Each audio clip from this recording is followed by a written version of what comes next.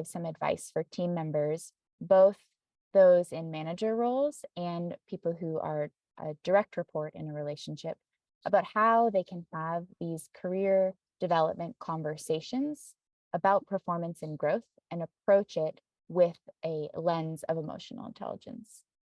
Yeah, absolutely. And I think this is a really great question because I'm sure everyone on this call can relate to the fact that these are some of the most like emotionally fraught conversations that we have at work. They feel very high stakes for us as the individuals, and for if whether you're in an individual contributor position or a management position, it just feels very delicate. So it's really important to kind of proceed with caution. My favorite piece of advice here comes from one of my icons in the emotional intelligence through a professional lens space, which is Brene Brown. I'm sure she will be, many people on this call will be familiar with her. And if you're not, you should definitely check out some of her stuff. But she said once, and this really stuck with me, that, whenever you're speaking, you need to think about how you can be in service to your audience and how you can be generous with your knowledge.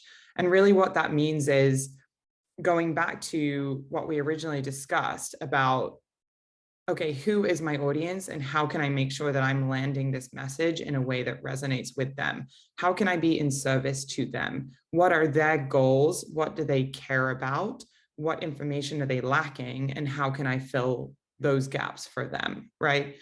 And then the second piece of that is about being generous with your knowledge. So thinking, what's everything that I know? And how can I share everything that might be relevant or important to them?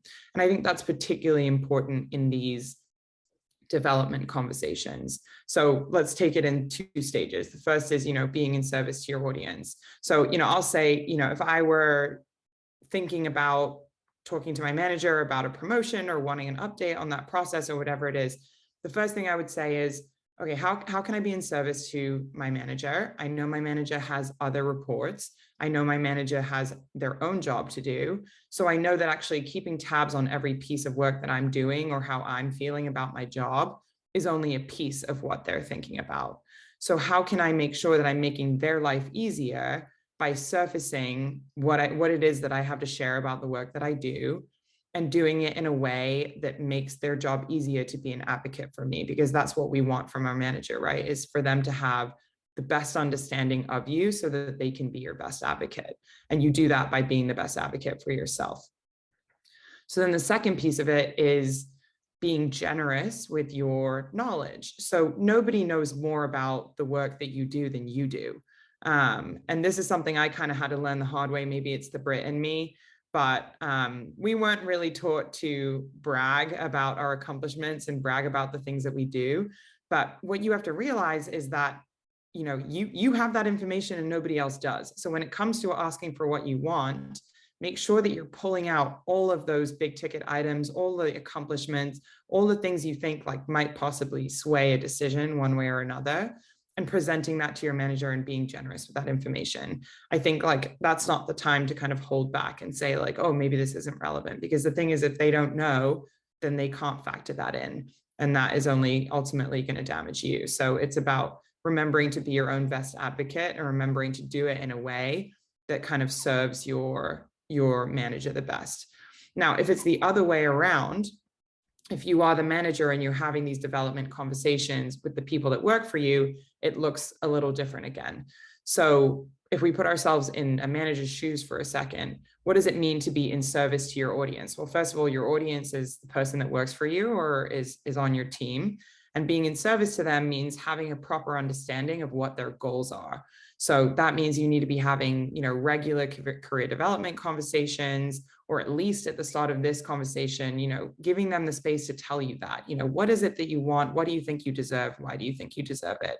So creating the space for them to do that. And then being in service to them is like being the best advocate for them with the information that they give you. And for you, what it means to be generous with your knowledge is about, okay, here's my understanding of how the promotion or the compensation process works. Here's the timeline. Here's who is involved in reviewing these things. Whatever it is that you have to share that you think might kind of ameliorate or alleviate some of that insecurity, uncertainty that's in the person who's being evaluated, that's what it means to be generous with your knowledge. Just try to put their minds at ease and try to be as clear as possible about the process. Yeah, thanks for that. Because I really like that we can apply the same framework of being generous and serving our audience for both sides. Because I think that if both a manager and a direct report go into a conversation about career growth and both have the intention to serve each other and share and be as open and transparent as they can, I think that those career conversations can become incredibly efficient and like really safe spaces for both people to share what they want to get out of their career growth at GitLab.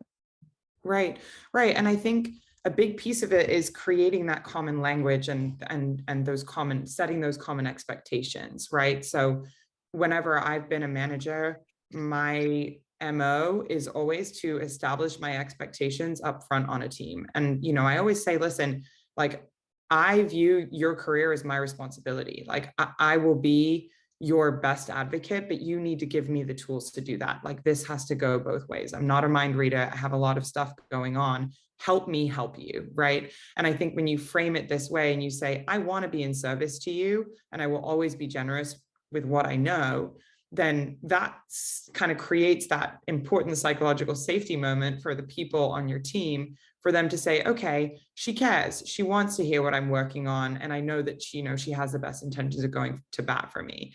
And the same thing when you're a direct report. It really is, the manager has to set that tone so that you feel comfortable, but then it's your responsibility to show up every week or to every one-on-one, however often you're having them, with that information, having done that work, and making sure that you are equipping them to be on your side.